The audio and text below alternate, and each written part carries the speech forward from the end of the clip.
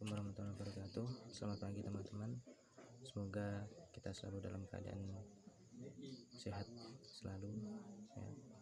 Di sini kami dari kelompok 4 yang beranggotakan 4 orang, yakni saya sendiri Abu Ma'ruf, yang kedua ada Faikhatul Hanifah, yang ketiga ada Cantika Cindy Nurul Fadilah, yang keempat ada Salsabila Talita Rosyadi. Di sini kami akan menyampaikan tentang pemakaian tanda baca dalam bahasa Indonesia. Jadi di sini saya akan menyampaikan tentang tanda titik, tanda koma, dan juga titik koma. Jadi tanda titik ini dipakai, yang pertama dipakai pada akhir kalimat yang bukan merupakan pertanyaan atau kalimat seruan. Misalnya hari ini tanggal 31 Maret 2021. Nah, itu kan bukan merupakan kalimat pertanyaan maupun kalimat seruan. Yang kedua, tanda titik ini dipakai di belakang angka atau huruf dalam suatu bagan ikhtisar atau daftar. Misalnya jika kita membuat makalah, itu kan pada subjudul itu biasanya poin B, subtitik, terus subjudulnya apa gitu. Misalnya poin A, terus subjudulnya ilustrasi misalnya, atau isi karangan misalnya gitu. Kemudian yang ketiga, tanda titik ini dipakai untuk memisahkan angka, jam, menit, dan detik yang menunjukkan waktu. Misalnya pukul 7 lewat 30 menit 20 detik. Itu kalau pakai titik, misalnya 7.30.20, begitu penulisannya. Kemudian keempat, tanda titik ini dipakai di antara nama penulis, judul tulisan yang tidak berakhir dengan tanda tanya atau tanda seru, dan tempat terbit dalam daftar pustaka. Nah, itu bisa dilihat di daftar pustaka pada sebuah buku misalnya, seperti itu. Kemudian tanda titik ini dipakai untuk memisahkan bilangan ribuan atau kelipatannya. Misalnya sebuah desa berpenduduk 24.200 orang. 24.200 itu setelah 24 untuk menunjukkan jumlah berapa orang yang ada di desa itu, maka setelah angka 24 itu dikasih tanda titik 24.000. Kemudian ada tanda titik ini tidak dipakai untuk memisahkan bilangan ribuan atau kelipatannya yang tidak menunjukkan jumlah. Misalnya ia lahir pada tahun 1956 di Bandung. Nah, itu kan tidak menunjukkan angka 1956 itu kan tidak menunjukkan sebuah jumlah, untuk menunjukkan tahun. Beda seperti yang tadi itu desa itu berpenduduk 24.200 orang. Nah, itu kan menunjukkan jumlah. Jadi kalau tidak menunjukkan jumlah maka tidak perlu dikasih titik. Kemudian tanda titik tidak dipakai pada akhir judul yang merupakan kepala karangan atau kepala ilustrasi, tabel, dan sebagainya.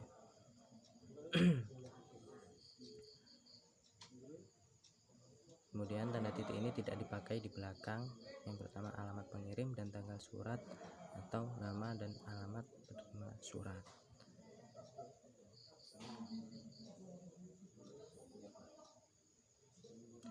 Kemudian ada tanda koma. Tanda koma ini dipakai di antara unsur-unsur dalam suatu perincian atau pembilangan. Misalnya, saya membeli kertas, koma, pena, koma, dan tinta. Kemudian tanda koma dipakai untuk memisahkan kalimat setara yang satu dari kalimat setara yang berikutnya, kemudian didahului oleh kata seperti tetapi atau melainkan. Misalnya, saya ingin datang tetapi hari hujan. Saya ingin datang, koma, tetapi hari hujan. Kemudian tanda koma ini dipakai untuk memisahkan anak kalimat dari induk kalimat. Jika anak kalimat didahului induk kalimatnya, Misalnya kalau hari hujan, koma, saya tidak akan datang. Nah, maksudnya anak kalimat dan induk kalimat itu yang induk kalimat itu seingat saya itu objeknya ya, jadi objeknya itu kan di belakang, saya tidak akan datang itu kan di belakang. Kalau hari hujan, koma, saya tidak akan datang. Kemudian tanda koma tidak dipakai untuk memisahkan anak kalimat dari induk kalimat jika anak kalimat itu mengiringi induk kalimatnya. Misalnya saya tidak akan datang kalau hari hujan. Nah, induk kalimat itu yang itu saya tidak akan datang. Kemudian kalau hari hujan itu merupakan anak kalimat. Dan jika dibalik enaknya jika dibalik, kalau anak kalimatnya itu di depan maka dikasih koma. Maksud saya seperti itu. Kemudian tanda koma dipakai di belakang kata atau ungkapan penghubung antara kalimat yang terdapat pada awal kalimat termasuk di dalamnya. Oleh karena itu, jadi lagi pula meskipun begitu dan akan tetapi. Misalnya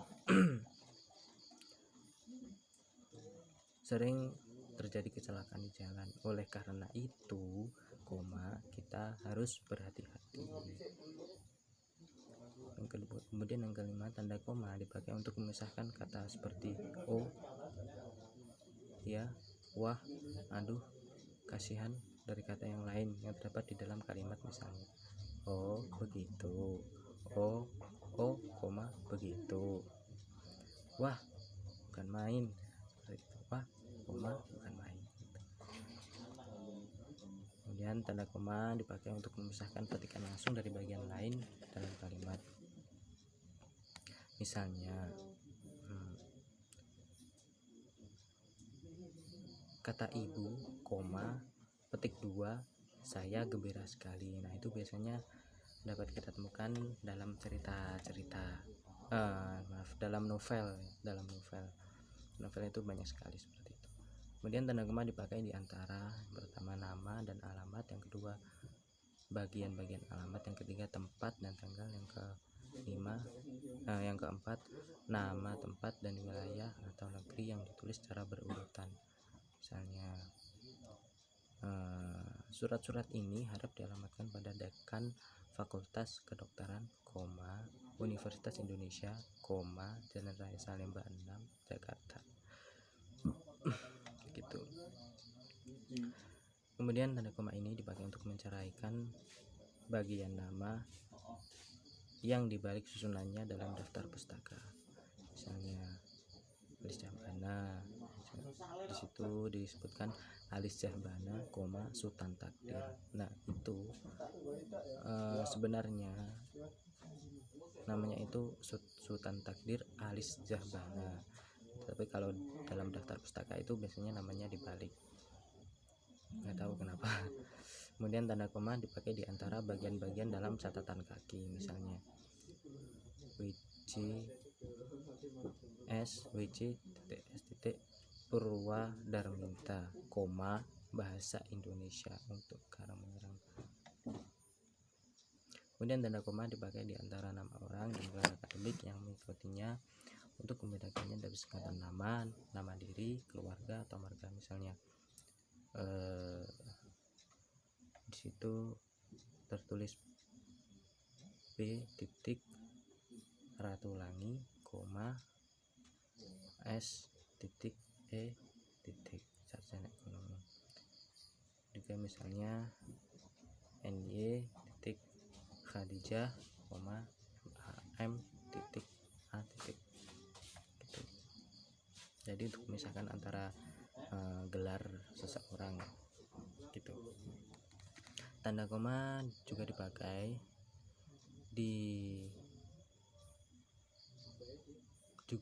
pada angka persepuluhan atau di antara rupiah dan sen yang diindahkan dengan angka. Misalnya 12,5 M. Maksudnya kemudian 12,50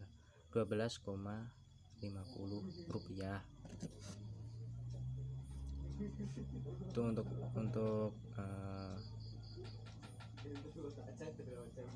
dipakai sebagai di uang ya. Kemudian tanda koma dipakai untuk mengapit keterangan yang sifatnya tidak membatasi. Misalnya guru saya, koma, Pak Ahmad, koma, pandai sekali. Di daerah kami, koma, misalnya, koma, masih banyak orang laki-laki yang masih makan daun sirih. Titik. Kemudian tanda koma juga dipakai untuk menghindari salah baca belakang keterangan yang terdapat pada kalimat. Misalnya atas bantuan Agus, koma, Karyadi mengucapkan terima kasih. Gitu. Coba bandingkan dengan Karyadi mengucapkan terima kasih atas bantuan Agus. Itu kan beda dari segi bahasanya, maksudnya dari cara bacanya saja sudah beda. Yang pertama atas bantuan Agus, koma, Karyadi mengucapkan terima kasih. Atas bantuan Agus, Karyadi mengucapkan terima kasih. Yang kedua, Karyadi mengucapkan terima kasih atas bantuan Agus. Sudah beda ya kalau nggak dikasih koma. Kemudian tanda koma tidak dipakai untuk memisahkan petikan langsung dari bagian lain yang mengiringnya dalam kalimat jika petikan itu berakhir dengan tanda tanya atau tanda seru. Misalnya, di mana saudara tinggal? Tanya Karim. Beda dengan kata Karim, koma, petik 2, di mana saudara tinggal, gitu.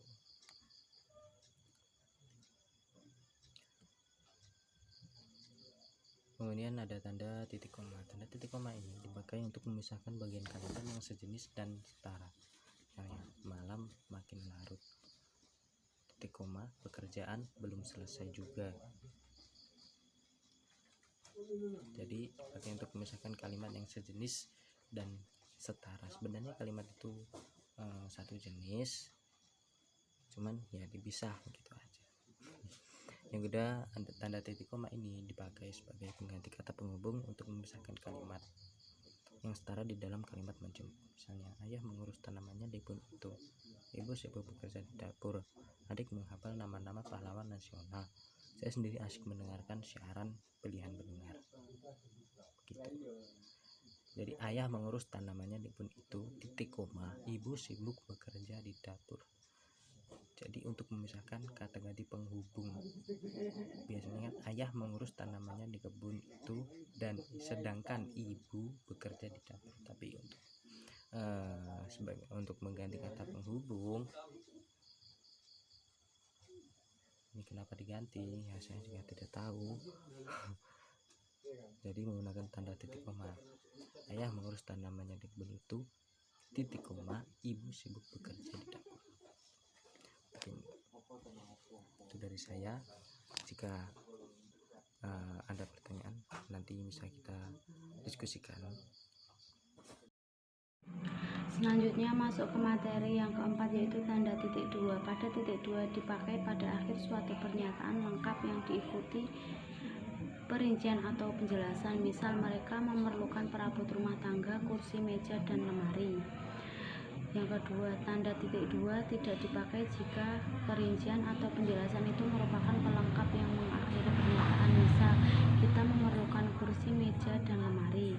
3. Tanda titik 2 dipakai sesudah kata atau ungkapan memerlukan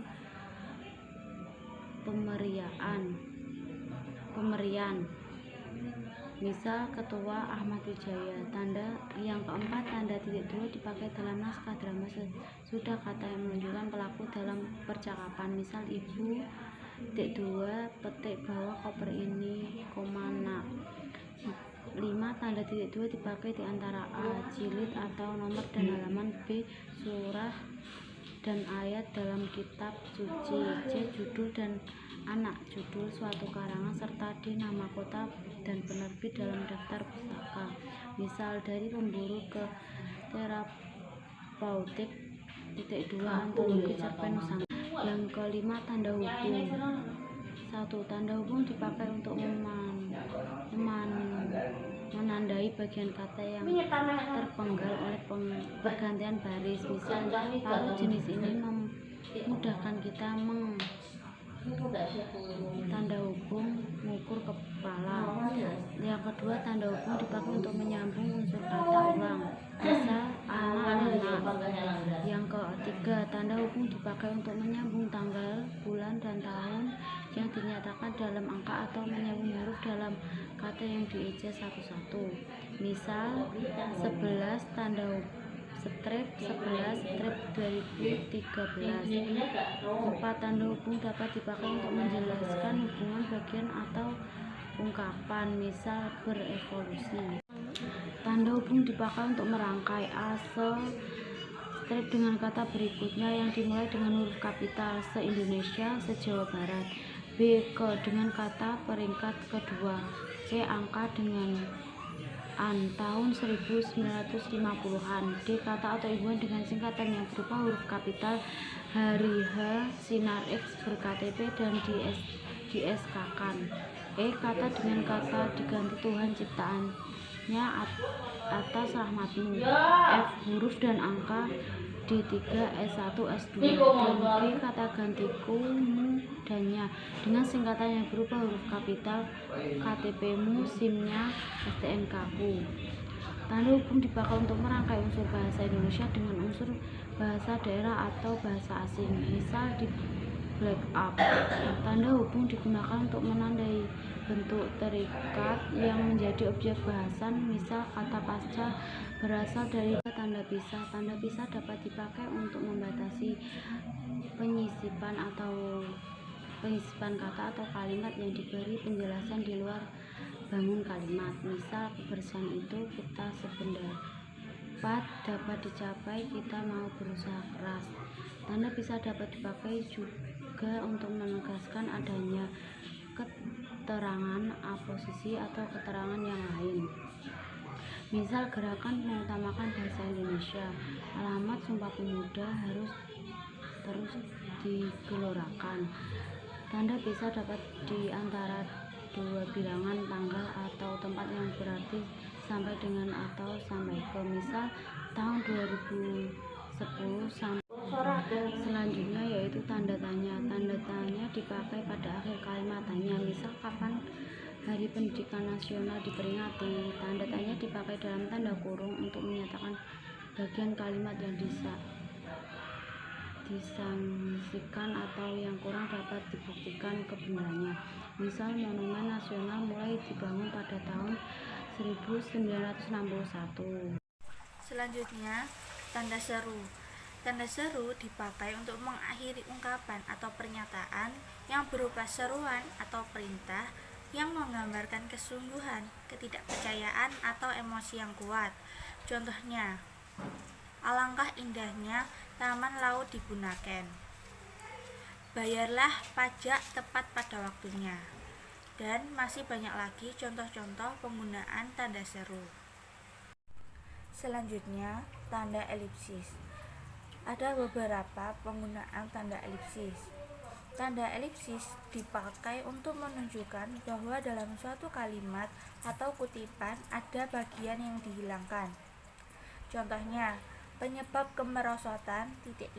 akan diteliti lebih lanjut.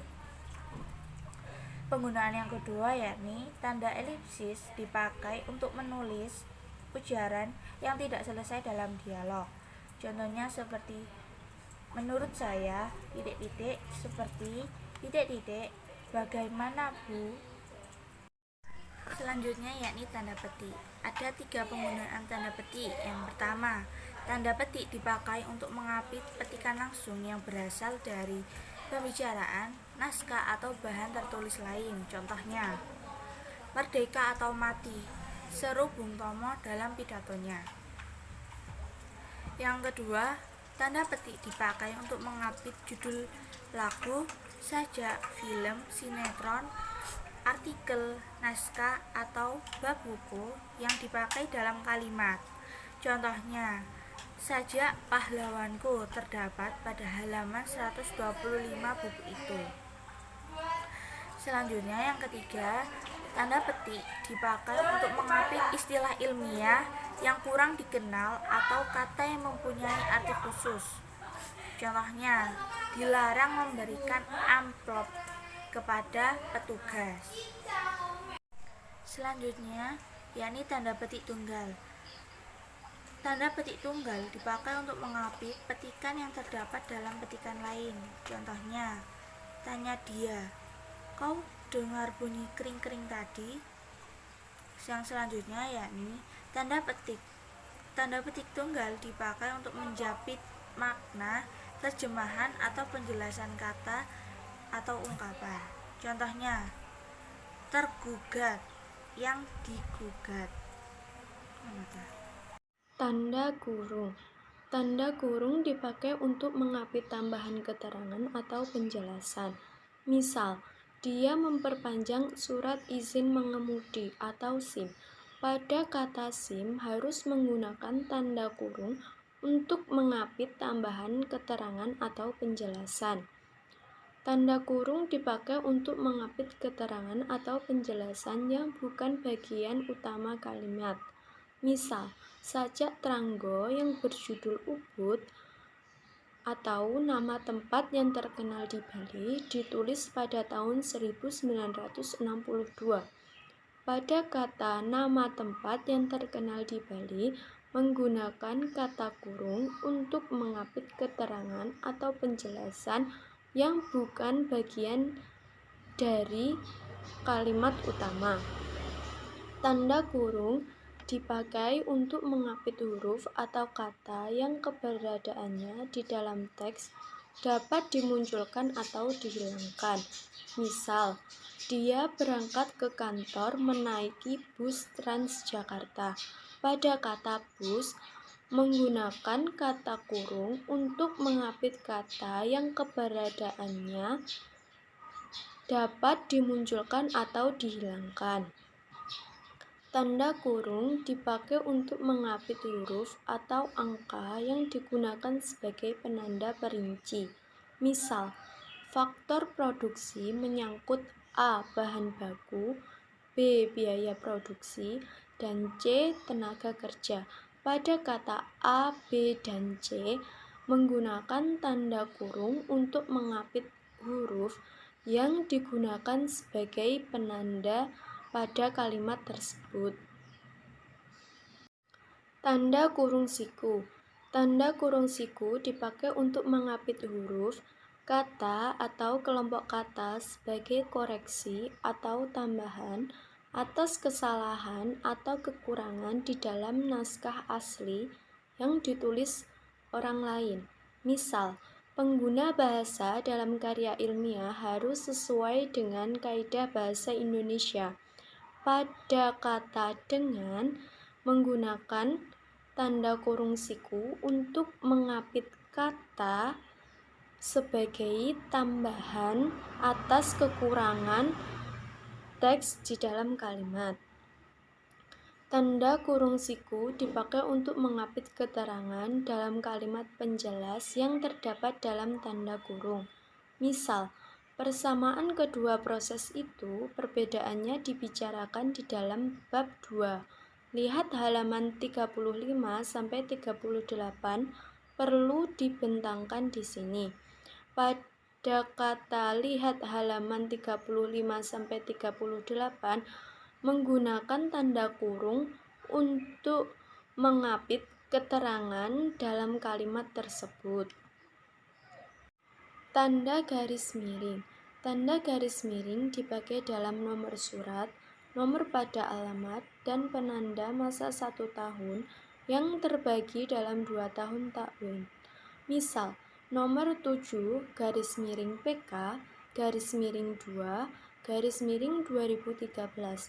Pada nomor tersebut menggunakan tanda garis miring untuk penanda pada nomor tersebut.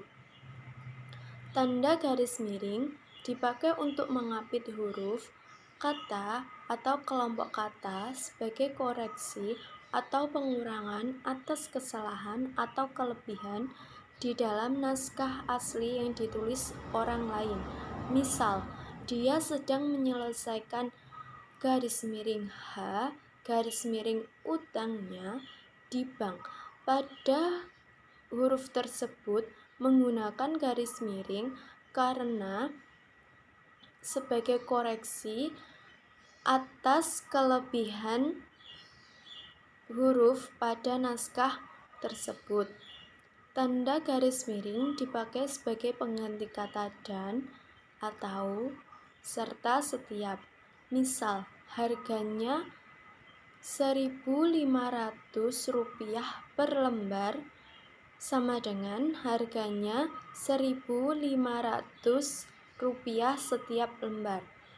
Pada kata harganya Rp1.500 garis miring lembar. Pada kata lembar menggunakan garis miring sebagai pengganti kata. Tanda penyingkat. Tanda penyingkat atau apostrof dipakai untuk menunjukkan penghilangan bagian kata atau bagian angka tahun dalam konteks tertentu. Misal, mereka sudah datang kan? Pada katakan seharusnya bukan, tetapi dalam tanda penyingkat ini bukan menunjukkan penghilangan bagian kata di dalam teks tertentu. Jadi bukan itu disingkat menjadi kan.